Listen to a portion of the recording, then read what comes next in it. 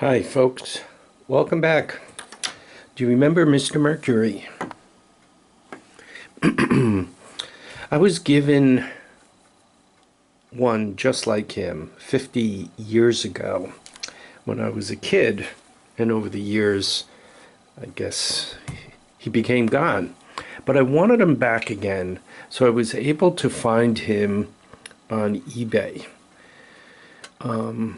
These old tin battery operated robots are really very expensive now. A non-functional one like Mr. Mercury here will cost you about $300. A functional one in a box in really nice shape will cost you $1,000 to $1,200. So anyway, my man Mr. Mercury was non-functional.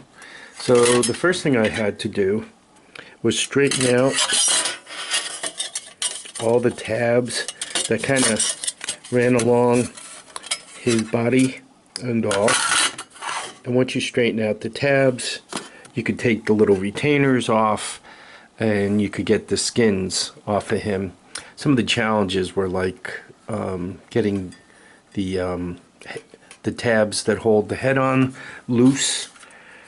You can see they kind of used a little probe or something to push them to bend them over. So you got to kind of loosen everything up and kind of bend it out and get in there. I found that using these little screwdrivers made straightening the tabs out easier, and then when the tab was tight down, you couldn't get the pliers under it. But once you got it up a little bit, it was easy enough to straighten out with the pliers.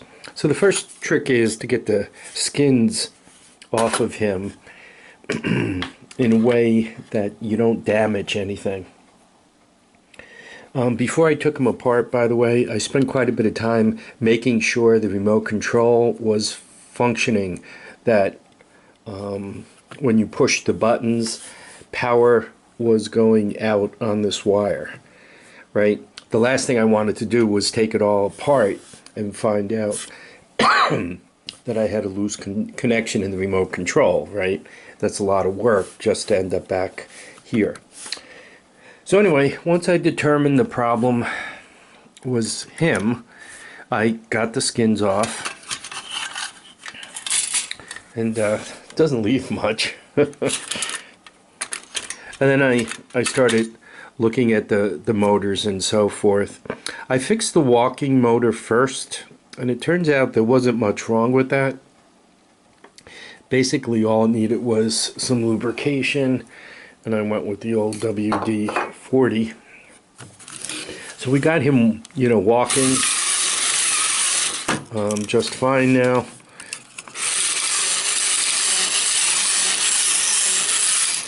And he's got quite a bit of wear. So if you push one button, this motor goes, let's say, forward, and he walks.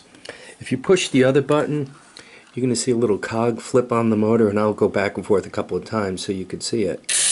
See that little cog? So when you reverse the motor, it kind of flips the transmission, so to speak, and that makes him bend over.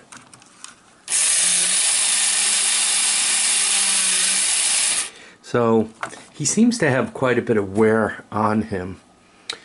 The upper motor is even more worn than the lower motor. And see these springs that are on him and so forth. They're really pretty hard for the motor to fight. I mean, there is gear excuse me, gear reduction, but given the age of the motors, I mean, these motors are over 50 years old, and God knows how many hours kids have played with them, right? So they're well worn. This motor, I think, has a flat spot. Sometimes it starts right up and sometimes it doesn't. And you kind of give it a little push, and Sometimes you got to give it a push when you're hitting the control.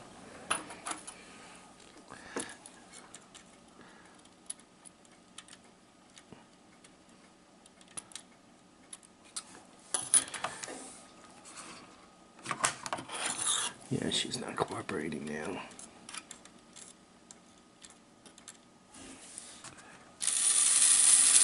See, that makes the arms go up and down.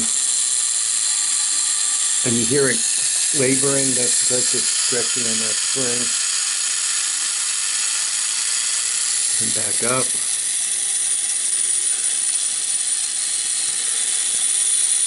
And when the transmission flips, right, see as that gear in there flips back and forth.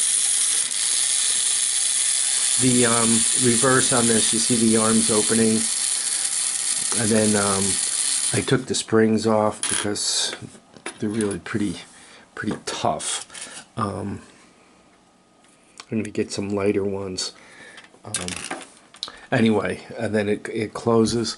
There's one thing I have left to do. There's a couple of little tiny holes right here where the brushes are. I'm going to try to spray a little contact cleaner in there to see if that helps. Yeah, like right now it's working.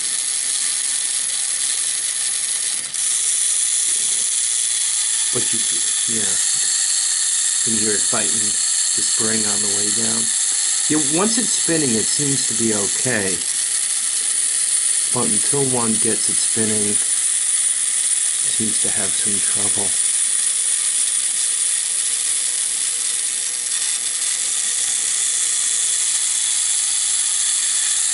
For a 50-year-old toy,